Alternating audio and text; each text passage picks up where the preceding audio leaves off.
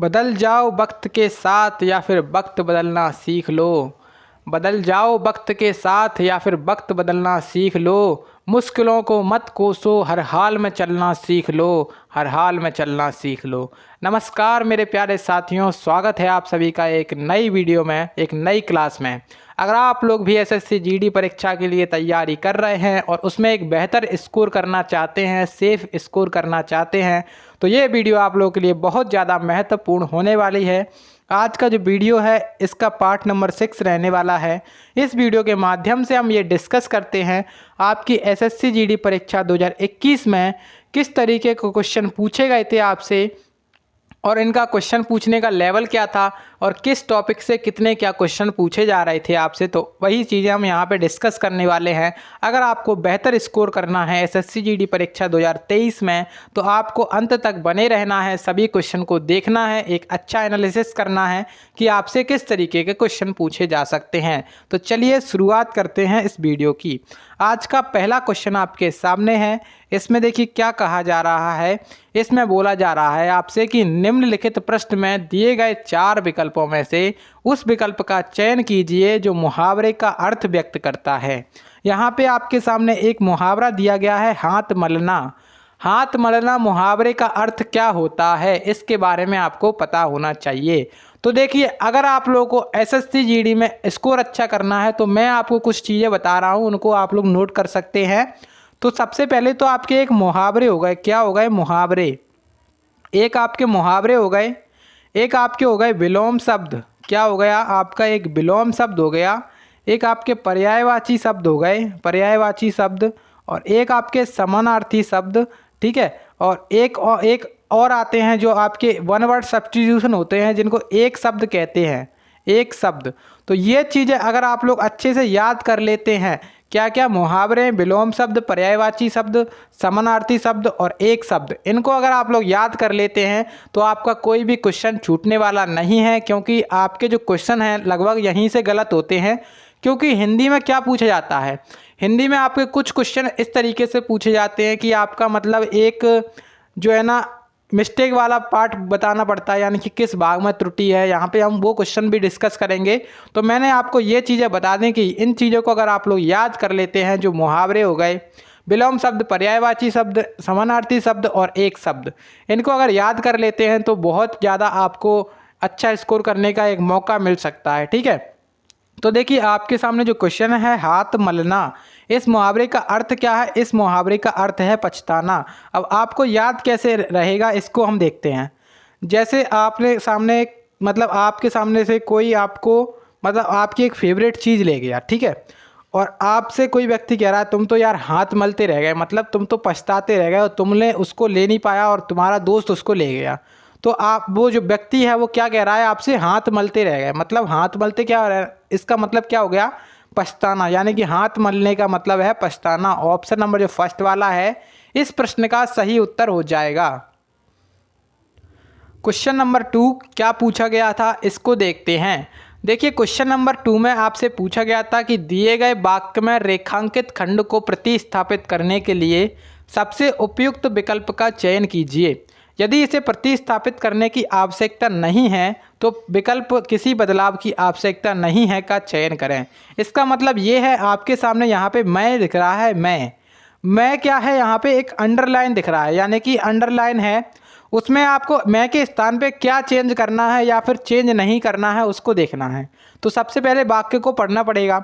देखिए, मैं आम खाया गया। अब देखिए, मैं आम खाया गया, यहाँ पे ये क्या गलत लग रहा है कि नहीं लग रहा है? लेकिन अगर हम इसको उठाएं कि मुझे आम खाया गया, तो ये भी गलत है, तो ये नहीं हो गया। उसके बाद अगर मेरे को आम खाया गया, तो ये भी गलत हो गया। लेकिन अगर हम ये ऑप्शन नंबर तीसरा वाला देखें तो इसमें क्या दिख रहा है? मुझसे आम खाया गया। तो जो अपना थर्ड वाला ऑप्शन है वो बिल्कुल फिट बैठ रहा है यहाँ पे। तो करेक्ट आंसर भी क्या हो जाएगा? ऑप्शन नंबर 3, यानी कि मुझसे आम खाया गया। तो मुझसे है ना, यहाँ पे करेक्ट आंसर होने वाला है इस प्रश्न का। देखिए अभी हमने पर्यायवाची शब्द की बात की थी और तीसरे क्वेश्चन में ही इन्होंने पर्यायवाची शब्द पूछ लिया है। अब देखिए यहाँ पे एक पर्यायवाची है व्यथा। व्यथा का पर्यायवाची शब्द क्या है? तो व्यथा का पर्यायवाची शब्द होता है दुख। क्या होता है? दुख व्यथा का पर्यायवाची शब्द होता है, मतलब वो व्यक्ति बहुत व्यथा में है, मतलब बहुत दुख में है। तो करेक्ट आंसर क्या हो जाएगा? ऑप्शन नंबर 3 यहाँ पे इस प्रश्न का सही आंसर हो जाएगा। तो आप लोग इन क्वेश्चन को तो याद करना ही पड़ेगा, मतलब क्वेश्चन कैसे, जो पर्यायवाची शब्द होते हैं, विलोम शब्द होते हैं, इनको तो आप लोगों को याद ही करना पड़ेगा, इनमें और कोई भी आपका पास चारा नहीं है, ठीक है। देखिए क्वेश्चन नंबर 4 में क्या पूछा गया था कि छट्टी का दूध याद आना, इस मुहावरे का सही अर्थ क्या है? तो अभी तक आपने देखा कि आपसे क्या क्या पूछ लिया, एक मुहावरा पूछ लिया, ये आपसे दूसरे नंबर का मुहावरा पूछा गया है।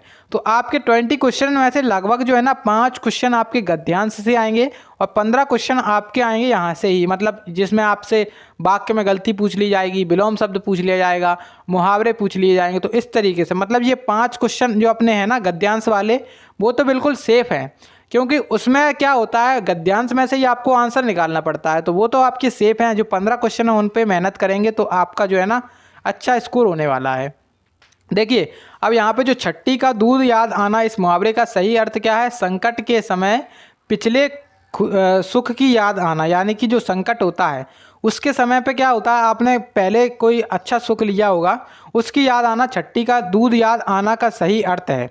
अब ऑप्शन और भी देख लेते हैं, जैसे आपको लगता है कि ये ऑप्शन नहीं है तो ऑप्शन और देख लें कि अतीत पर गौरवान्वित होना, तो ये चीज़ गलत है। उसके बाद कह रहे हैं कि संकट के समय पिछले दुख की याद आना, तो ये भी चीज़ गलत है। अत्यंत प्रसन्न होना, छट्टी का दूध याद आ गया तो क्या कोई व्यक्ति अत्यंत प्रसन्न होगा? नहीं, ये भी गलत है। तो ऑप्शन तीसरा यहाँ पे सही उत्तर होने वाला है इस प्रश्न का। क्वेश्चन नंबर 5 में आपसे क्या पूछा गया था? तो क्वेश्चन नंबर 5 इसमें ये पूछा जा रहा है कि सही बर्तनी वाले शब्द का चयन कीजिए। तो ये क्वेश्चन तो आपका फ्री का नंबर देने वाला है, क्योंकि जो आपकी हिंदी होती है उसको चेक करने के लिए किया जाता है। तो परिणाम को कैसे लिखा जाता है? परिणाम इस तरीके से लिखा जाता है, जो परिणाम है वो यहाँ पे इस तरीके से लिखा जाएगा, यानी कि कौन सा ऑप्शन सही हो जाएगा? ऑप्शन नंबर फर्स्ट वाला यहाँ पे सही होने वाला है इस प्रश्न का। देखिए अब क्वेश्चन नंबर 6 में आपसे क्या पूछा गया था कि दिए गए वाक्य के किस भाग में त्रुटि है? तो अभी हमने त्रुटि वाले के ऊपर बात नहीं की है, तो कि त्रुटि क्या होती है, यानी कि गलती। यहाँ पे आपको एक वाक्य दे दिया जाएगा, इसमें आपको ये बताना है कि इसके किस भाग में गलती है। 4 ऑप्शंस आपको दिए जाएंगे और ऑप्शंस में से ही बताना पड़ेगा। तो देखिए वाक्य को पहले पढ़िए। इसमें कह रहे हैं कि केवल आप ही यह काम निपुणता से कर सकते हैं, केवल आप ही यह काम निपुणता से कर सकते हैं। इसमें क्या गलती है ये हमें निकालना है। तो इसमें देखिए गलती क्या है? केवल आप ही। तो यहाँ पे इस भाग में गलती है। अब कैसे गलती है तो वो आप लोग मुझे कमेंट बॉक्स में बता सकते हैं कि इस भाग में गलती इन्होंने जो एसएससी ने बताया है सही आंसर इसका वो क्या है। यहाँ पे ऑप्शन नंबर जो 2 है वो इसका सही आंसर होने वाला है। अब देखिए क्वेश्चन नंबर 7 में क्या पूछा गया था आपसे। इसमें आपसे पूछा गया था कि पहले एक ब्लैंक है, उसके बाद हमारी राजभाषा है। अब आपको राजभाषा तो पता ही है कि आपकी राजभाषा कौन सी है, तो ये तो आपको बिल्कुल मतलब एक लो लेवल का क्वेश्चन हो गया, 0 लेवल का। तो हिंदी हमारी राजभाषा है, ऑप्शन नंबर कौन सा? सेकेंड वाला इसका करेक्ट आंसर हो जाएगा।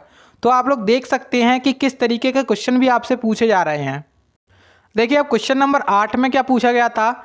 इसमें पूछा गया था कि दिए गए वाक्य के किस भाग में त्रुटि है। तो त्रुटि वाला क्वेश्चन फिर से आ गया है। तो इसमें वाक्य को पढ़िए पहले। इसमें कह रहा है कि मालिक मजदूरों का शोषण करते हैं। अब देखिए शोषण कैसे लिखा जाता है। अब शोषण में गलती है, कैसे? शोषण इस तरीके से थोड़े लिखा जाता है, शोषण इस तरीके से लिखा जाता है। तो शोषण में ही गलती है, यानी कि कौन सा आंसर हो जाएगा? ऑप्शन नंबर यहाँ पे जो 4 है वो इसका आंसर होने वाला है इस प्रश्न का, ठीक है। शोषण इस तरीके से लिखा जाता है, ना कि इस तरीके से। तो कौन से पार्ट में गलती थी? ऑप्शन 4 में यहाँ पे गलती थी, ठीक है। देखिए अब क्वेश्चन नंबर 9 में आपसे पूछा गया था कि किसी और स्थान पर वाक्यांश के लिए एक शब्द होगा। तो देखिए यहाँ पे अब वाक्यांश के लिए एक शब्द आ गया। क्या आ गया? 1 वर्ड, यानी कि आपको एक वाक्य दे दिया जाएगा, उसके लिए एक शब्द निकालना पड़ेगा। तो एक शब्द कैसे? किसी और अन्य स्थान पर, किसी अन्य स्थान पर या फिर किसी और स्थान पर। इसके लिए क्या होगा? अन्यत्र। कौन सा हो जाएगा? ऑप्शन नंबर जो अपना 4 है वो यहाँ पे करेक्ट आंसर होने वाला है। तो ये आपसे उल्टा भी पूछ सकता है, जैसे अन्यत्र का मतलब बताइए। तो ऐसे आपसे क्वेश्चन पूछ लिया जाएगा और 4 ऑप्शन दे दिए जाएंगे, उनमें से एक यहाँ पे ये होने वाला है, ठीक है। तो आपको कन्फ्यूज़न में नहीं आना है, इसको नोट भी कर सकते हैं आप लोग, क्योंकि ये क्वेश्चन आपके अगर रिपीट हो जाता है तो अच्छी बात है, तो आपका एक नंबर पक्का हो जाएगा इससे।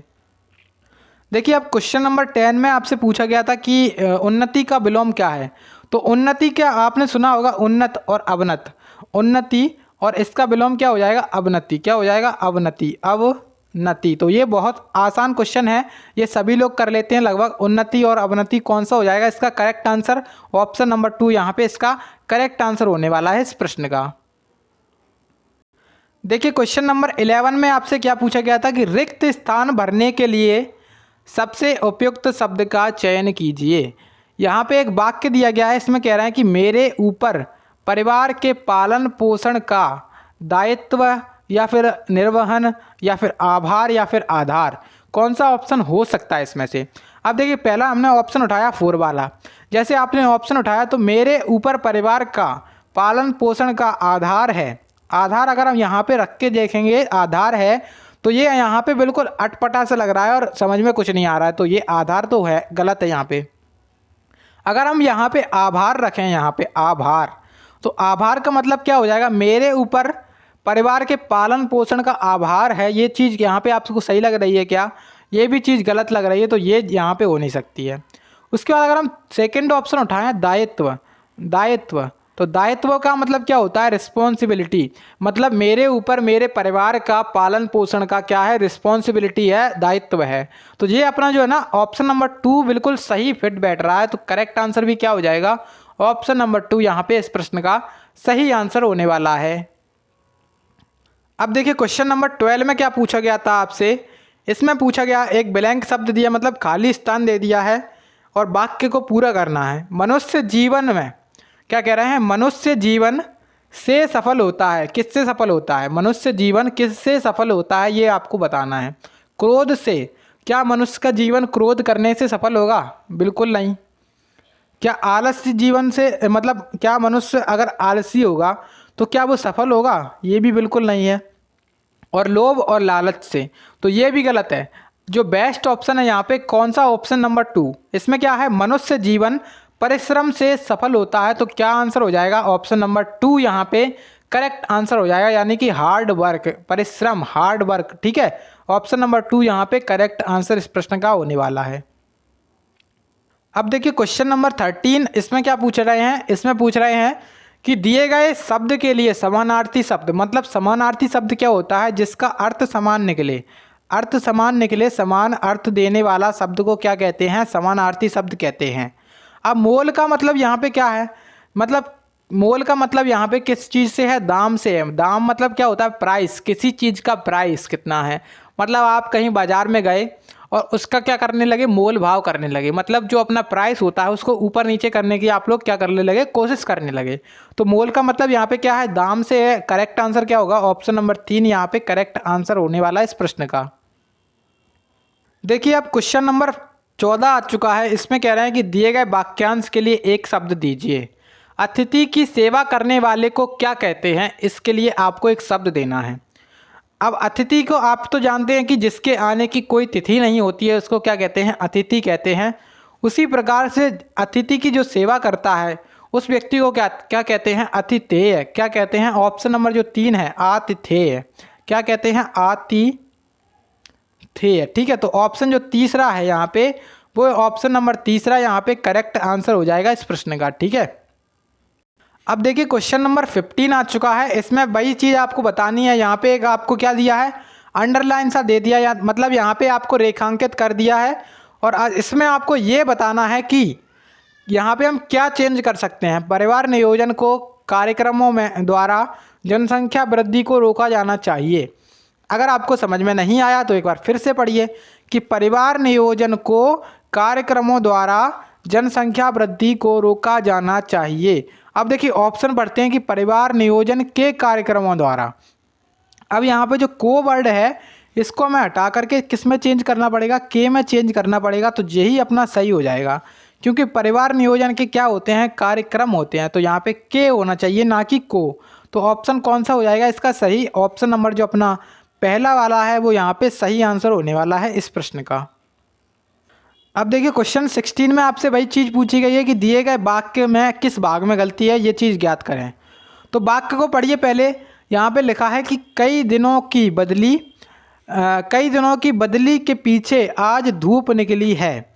कई दिनों की बदली के पीछे आज धूप निकली है। बदली के पीछे यहाँ पे इसमें गलती है, साफ साफ दिख रहा है, क्योंकि बदली के पीछे क्या मतलब है, यहाँ पे कई दिनों की बदली के बाद क्या आना चाहिए, यहाँ पे के बाद आना चाहिए था। तो मतलब कौन से भाग में गलती है, बदली के पीछे। ऑप्शन नंबर कौन सा, तीसरा वाला सही आंसर है इस प्रश्न का। अब देखो क्वेश्चन नंबर 17, इसमें पूछा गया है कि धरती और आकाश के बीच का स्थान, इसके लिए एक शब्द क्या है। तो धरती और आकाश के बीच का स्थान क्या कहलाता है, अंतरिक्ष कहलाता है। कौन सा ऑप्शन हो जाएगा यहाँ पे, ऑप्शन 2 इसका सही आंसर होने वाला है इस प्रश्न का, यानी कि अंतरिक्ष। तो यहाँ पे जैसे धरती है नीचे और आकाश ऊपर है, तो बीच में क्या बनता है, बीच में बनता है अंतरिक्ष, अंतरिक्ष। ठीक है, तो ऑप्शन कौन सा हो जाएगा, ऑप्शन नंबर 2 इसका सही आंसर होने वाला है।